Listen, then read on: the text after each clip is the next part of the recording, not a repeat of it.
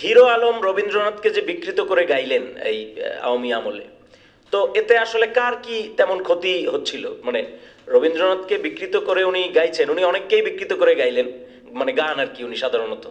তো এতে ক্ষতি এমন কি হলো? তো আমি দেখলাম যে আমাদের ঢাকা ইউনিভার্সিটির একজন প্রফেসর তিনি ফেসবুকে লিখলেন যে রবীন্দ্রনাথ হিরো আলম জাতে মাতাল হলেও তালে ঠিক। উনি রবীন্দ্রনাথকে বিকৃত করে গান, কিন্তু উনি কখনো গজল বিকৃত করে গান না। তার মানে এখানে একটা সাম্প্রদায়িক ব্যাপার আছে। এই যে ওনার ফাইন্ডিংস, এই ফাইন্ডিংসটা আসলে কতটুকু ভ্যালিড?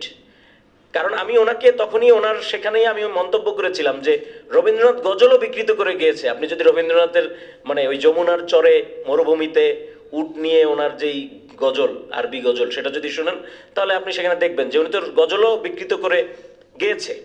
তো আপনি এই যে রবীন্দ্রনাথের গানকে বিকৃত করে গাওয়া, এটাকে যে আপনি একটা মৌলবাদ বা একটা ওই লেন্সের জায়গা থেকে দেখে এটাকে যে এই যে এইভাবে হাজির করলেন, এটা ঠিক হলো কিনা? মানে যখন রবীন্দ্রনাথের একটা ভাস্কর্য ভাঙা হলো, রাজু ভাস্কর্যে, সেটা নিয়ে আমরা কিন্তু বিশেষ কোনো মানে কি বলে বিশেষ কোনো বিবৃতি বক্তব্য পাই নাই, কিন্তু হিরো আলমের নামে ঠিকই মামলা হয়েছে।